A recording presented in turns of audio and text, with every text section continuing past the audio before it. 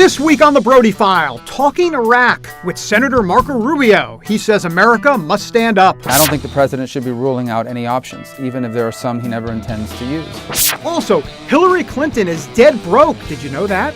It's all part of the drama with her rough book rollout, but should the media give her a break? We have a Brody File commentary. And the future is now. Robots taking over the campus at Purdue University. Imagine then robots you can pour into a disaster scene and have it then reassemble itself into, say, a jack or a whole robot that can actually remove rubble and pull someone out. The Brody File, on across America. Buckle up. Here we go.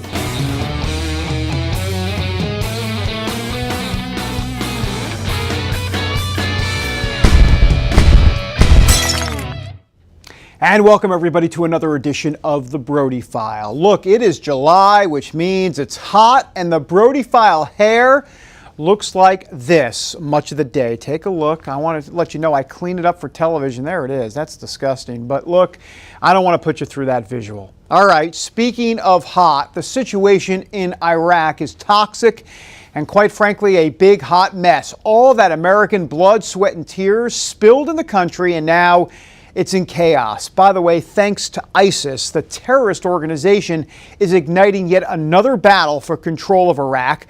The Brody File went searching for answers about what to do, and we found Senator Marco Rubio as we went into full stalking mode at the recent Faith and Freedom Coalition event. Here's more on our conversation. Marco Rubio is considered a neoconservative. In other words, he's strong on defense and more eager than others to use America's might to protect our interests around the world. Hence, our conversation about Iraq. What is your sense about what needs to be done there, especially being in such a fluid situation? First, it's important to remind people why this matters. This has nothing to do with rebuilding Iraq or trying to make Iraq be the kind of country we want it to be. This is a direct issue regarding the national security of the United States. September 11, 2001 occurred because Al-Qaeda was able to find a safe haven in Afghanistan provided to them by the Taliban and use that safe haven as a place to train, raise money, and prepare a plot that they carried out and killed thousands of people here in our homeland. So we can never allow this sort of safe haven to exist anywhere in the world again. You fast forward to 2014 and this group ISIS, which is an Al-Qaeda linked group, that's in fact broken ranks with Al-Qaeda because they're even more radical than Al-Qaeda is, as hard as it is to imagine that. This group is now trying to create an Islamic caliphate, a safe haven from which they can carry out their long-term plans of terrorizing the United States by attacking us here in the US and then ultimately going after Israel once they've driven us from the region. And so I think we have to do anything and everything we can to prevent that from happening. Now, and I don't think the president should be ruling out any options, even if there are some he never intends to use. And in my mind, the first step that needs to be taken is we have to cut off those supply lines that they are using from Syria that's allowing them to bring all these foreign fighters. These aren't even Iraqis. These are foreign fighters, including hundreds from Europe and the United States, who have poured in there to help ISIS do what they're doing. We've got to cut off that supply line as step number one. What about the counter argument that would say, look, this is a religious war, if you will. It's been going on forever, and to look like we're even choosing sides would be bad. Well, part of this is a Shia-Sunni conflict, and of course we're not in there to referee a Shia-Sunni conflict. The reason why we would get involved is not because we want to see Sunnis beat Shia or Shia beat Sunni.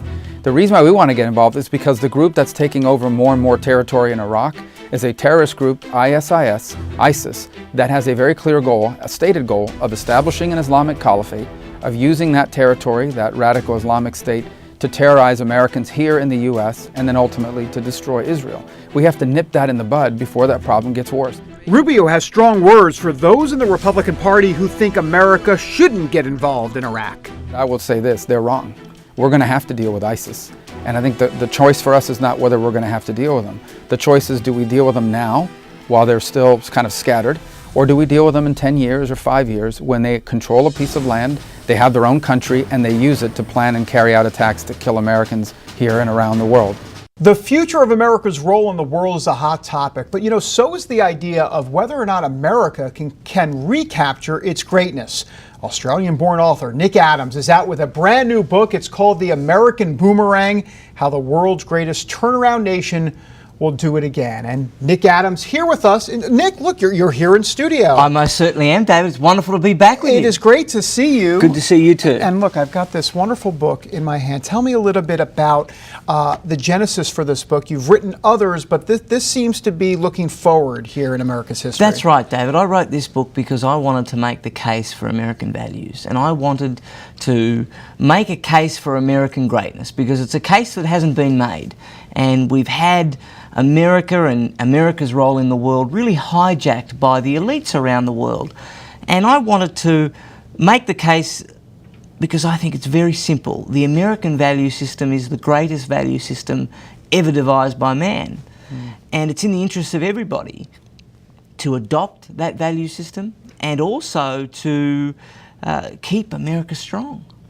And you are calling, give me your sense of the prescription. At the end of the book, you lay out kind of this 15-point plan, if you will. Give me a sense of what the prescription is for the right way, the American boomerang, if you will. David, I think for America to boomerang, it's got to end the waste, pay back the debt, limit the government, axe political correctness, protect the borders, preserve Judeo-Christian values, end the culture of entitlement, cut taxes, exercise loyalty to the Constitution, and keep the peace through unquestioned military advantage. Can this be done? I mean, that's the short question. A little longer question is there are a lot of folks, especially evangelical Christians and folks that are from that Judeo-Christian standpoint that are very frustrated with the deterioration of our culture today. Do you believe this American boomerang really is possible? I think it is, David. I think if you go back and you look throughout history, America's always shown an incredible propensity to be able to recorrect a curve.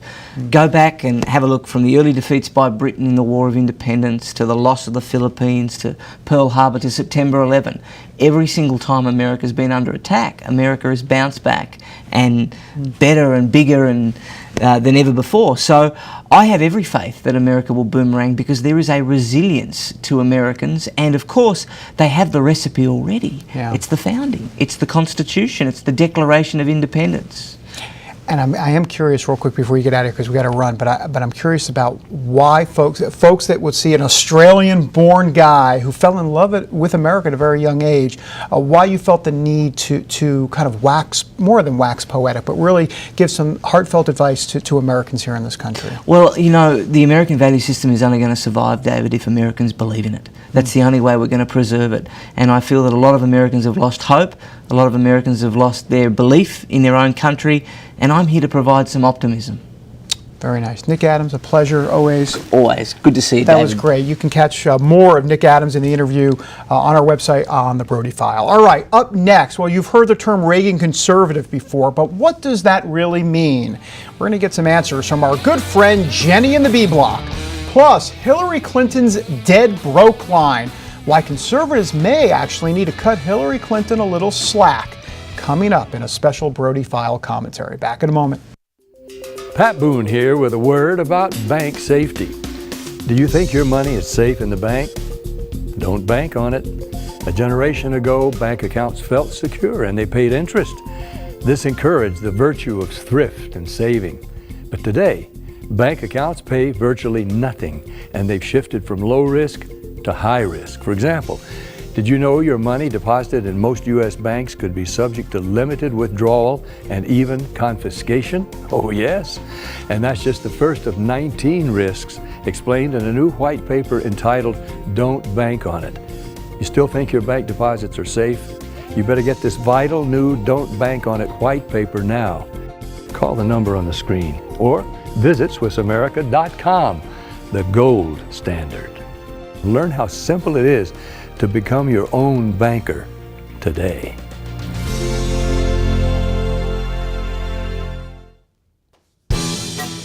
And we're back on the Brody File. All right, here's a question for you. What is a Reagan conservative? Well, let me show you a picture of some folks who are not Reagan conservatives. Sorry, Harry Reid. Sorry, Nancy Pelosi. And oh, by the way, sorry, Al Franken. Hey, though, thanks for playing. One guy with a lot of answers is author Paul Kengor. He's written the new book. It's called 11 Principles of a Reagan Conservative. And who has got the lowdown on all of this? Well, cue Jenny in the B Block, and watch out, she's dancing.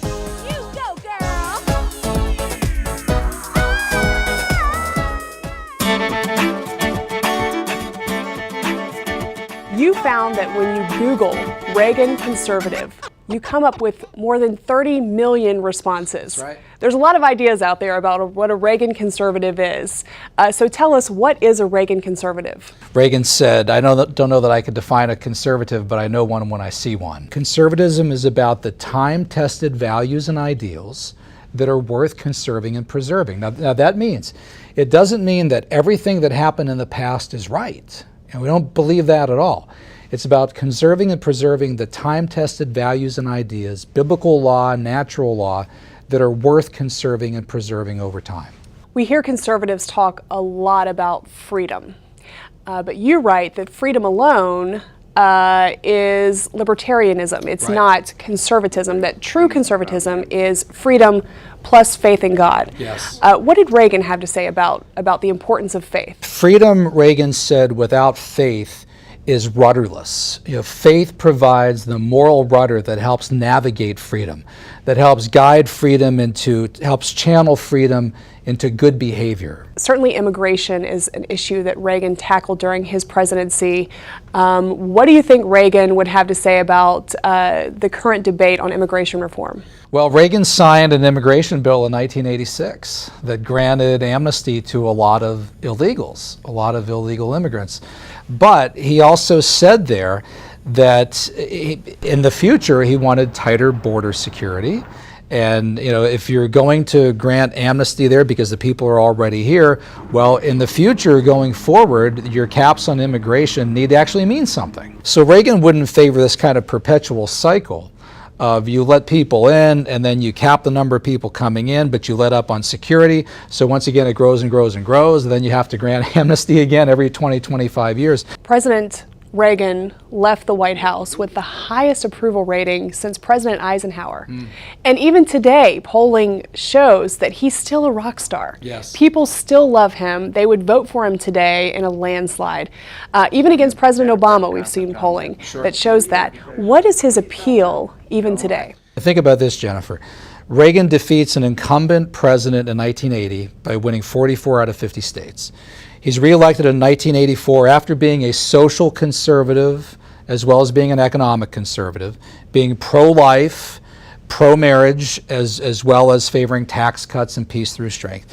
He gets reelected in 1984, winning 49 out of 50 states. Even if there was a candidate who, embodied all 11 of the principles that you lay out here, how much did Reagan's personality play into his popularity? You need Reagan's ability to communicate conservatism in an effective, winsome, cheerful, happy, charming manner, and in a way that will appeal to people across the aisle. It's often said that Reagan was conservatism with a smile, whereas Barry Goldwater was conservatism with a frown. Thank you so much for joining us. Thank you, and I love CBN, and Pat Robertson and everybody. God bless you. Thank you for all you've done.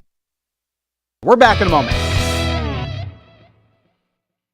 Attention sleep apnea patients. Are you tired of the expense and hassle of getting your CPAP and BiPAP supplies? Are you fed up with dealing with ill-fitting, leaking, or worn-out masks and straps? Are you worried about the effects that unsanitary tubes, cushions, and filters have on your health? If you said yes to any of these questions, Allied Medical Supply Network has the solution to your problems. You could qualify to have your supplies regularly delivered right to your door at little or no cost to you. That's right, no more inconvenience, no worn-out masks and straps, no more unsanitary equipment, just restful sleep. Call Allied Medical Supply Network today to determine if you may qualify to receive your fresh, brand-name supplies at little or no cost. Don't delay. Call us now to see if you are eligible to save money on regular delivery of your CPAP and BiPAP supplies. Call 1-800-815-9947. That's 1-800-815-9947. Or go to cpapsupplyhelpline.com. Announcing an important breakthrough in healthcare that can benefit everyone. If you or anyone you love needs affordable health insurance, regardless of a pre-existing medical condition, call Quick Insurance 123 today and get the immediate relief you deserve. Quick Insurance 123 was created to provide affordable health insurance to all uninsured Americans, with or without pre-existing conditions. This is not a discount card. This is a real insurance program that lets you choose from many affordable health plans. with access to doctors, hospitals, emergency services, and more. So call the number on your screen now and get the health coverage you need just for calling. As a special bonus, we'll send you a free prescription savings card that could save you up to 85% on your prescriptions. That's right. You could save up to 85% on your prescriptions just for calling. Call Quick Insurance 123 to find out how you can get affordable health insurance and receive your free prescription savings card just for calling. Don't wait. Getting a free quote is as easy as 1, 2, 3. Call today. CBNnews.com. News you want, when you want, 24/7. Stay current with up-to-the-minute stories. I find the story, and boom, I'm there. The source for your news, CBNnews.com. You know, there's been a lot of talk lately about 2016. You heard from Marco Rubio earlier in the show. He's a man expected to make a run at the Republican nominee for president. Well, how about a Brody File commentary on the woman who is expected to be the Democrats' nominee, Hillary Clinton? That's right, she's been taking some flack from the media ever since her book tour rollout began. And now, time for a Brody File commentary.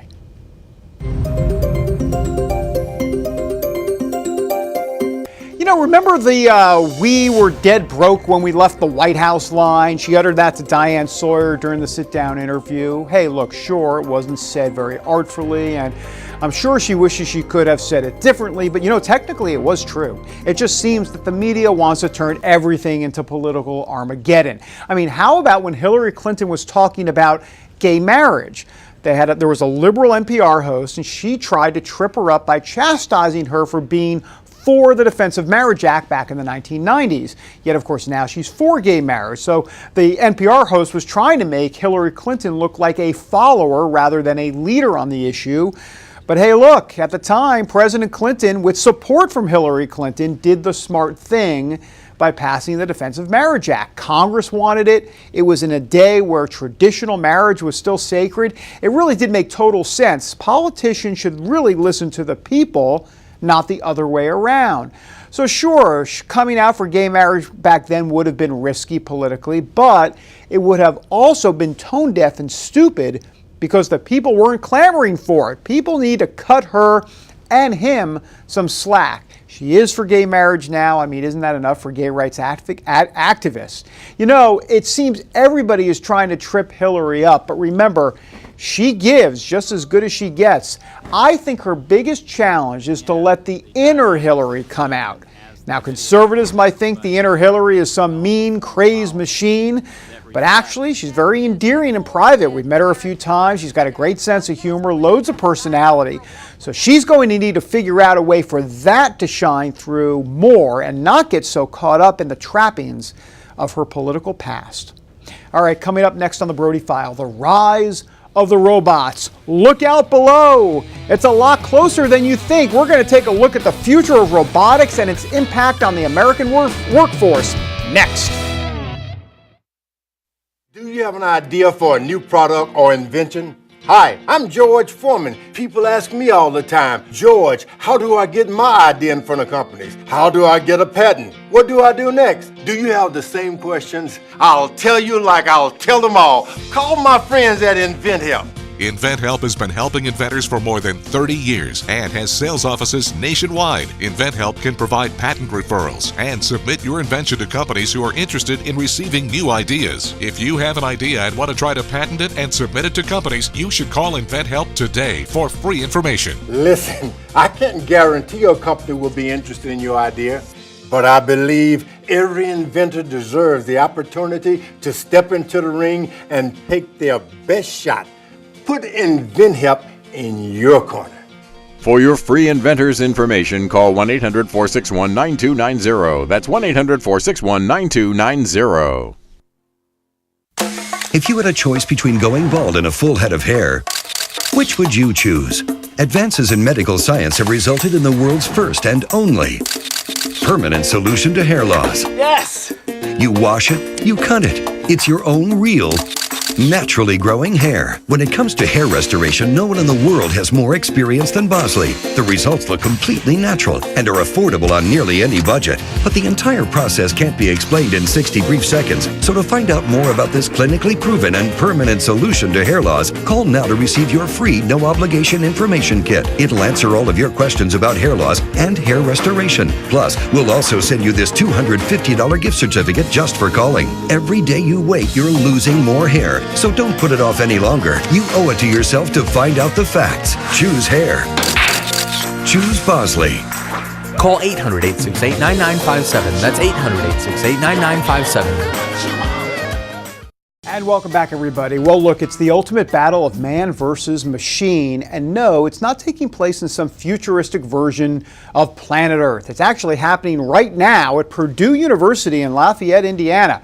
Researchers there aren't engaged in some sort of hand-to-hand combat with the machines. Instead, they're trying to figure out ways to make the robot worker a reality. Our Brody File team, headed by Amber Strong, paid a visit recently. Check it out. We've all seen the sci-fi movies where robots are ready to take over the world. But that's fiction. Here at Purdue University, they're working on real-life scenarios, like Baxter, the human-like robot. Engineering and technology students are working to put Baxter in the OR to help during surgery. We have here is a robot that will act as a surgical assistant to the main surgeon. It's not meant to replace the surgical assistant, but it's meant to complement. The idea here is to train Baxter for menial surgical tasks so the human hands can be doing more important duties. Baxter could be performing in real-life surgery settings in a couple of years. Baxter is a pretty incredible robot. It can virtually do any command, like this, retractor.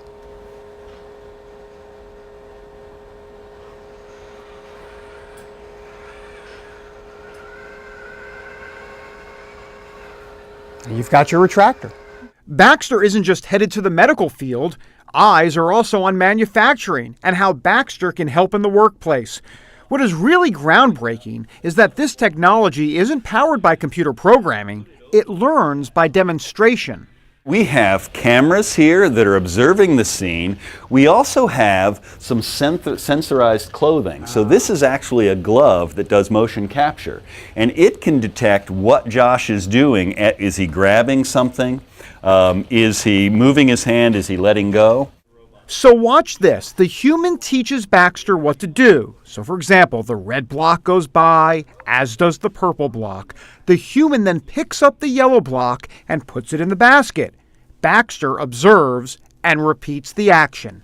It's going to say, okay, I saw Josh pick up a yellow block at this point, and he put it over in that box.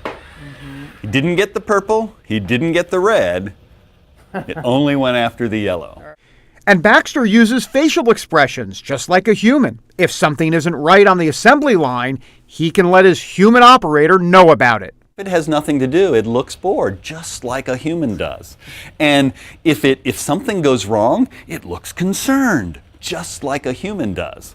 And if things are working just fine, it's kind of a happy expression. This is the brainchild of the company Rethink Robotics. They're trying to move robotics to the next level, not replacing human workers, but helping them. The thinking behind this is to help American companies compete with overseas manufacturing, where workers do the job for less money. Robotics can help the American worker bring in a higher wage and be more efficient. That's where we think robots that can understand humans, understand what they need and how to help, and can learn from them and split the tasks, can make them much more productive. Baxter isn't the only robot lurking around Purdue's campus. This little guy doesn't have a name, but the fire department loves this robot's work. It's all part of a pilot program with the South Korean government. If successful, robots like this could work with departments by going into dangerous places, taking photos with its thermal imaging camera, and fighting fires. Dale DeYoung is behind the remote control. We operated the robot into an area that had already collapsed, and we sent the robot in there because we obviously couldn't go in. And we were able to put out a significant amount of that fire just by driving the robot in there and putting a lot of water onto that area. This firefighting robot provides a valuable lesson. I think people are now looking at robots more not as some science project or not some idea out of a movie. They're starting to use and think about robots that can be used in everyday life. The Obama administration sees the value of robotic research. The president got a taste of the technology on a recent trip to Japan. Hey, good job. The National Robotics Initiative will provide millions of dollars for additional research. As futuristic and, let's face it, as cool as some of this stuff is, as much as we are planning for America's future, this partnership is about new, cutting-edge ideas to create new jobs, spark new breakthroughs, reinvigorate American manufacturing today, right now.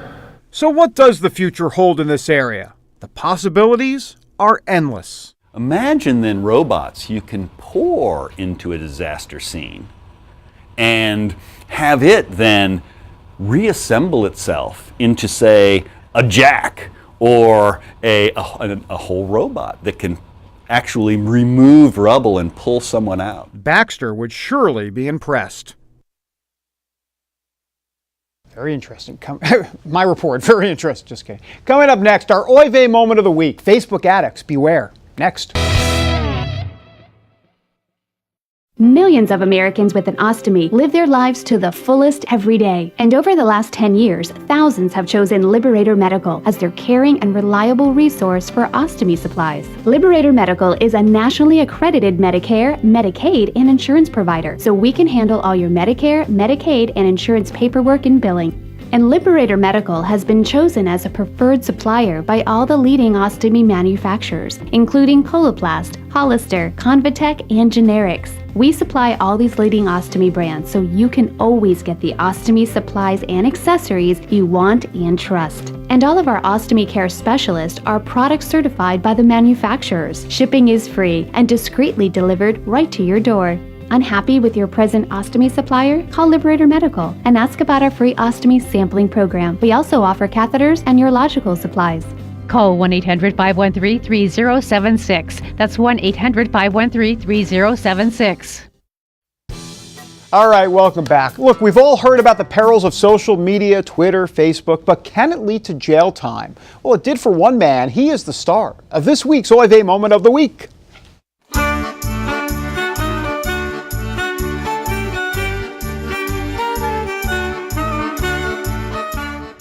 Hey folks, there's a time and a place for updating your status, all right? Meet Nicholas Wigg. He's the Minnesota man arrested on suspicion of burglary after he broke into a home, stole cash, credit cards, etc.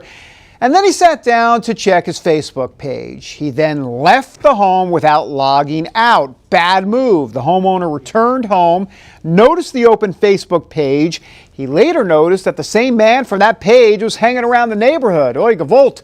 He called the police, and Wigg was arrested on charges of being too lazy to log out. No, actually, just kidding, but definitely the Oy Vey moment of the week. By the way, Oy Gavolt as well. That is it for this week's Brody File, and be sure to follow us on Twitter. Our handle, and it's a big one, @the Brody File. That's our handle, and don't forget to log out too. All right, have a great week, everybody. God bless.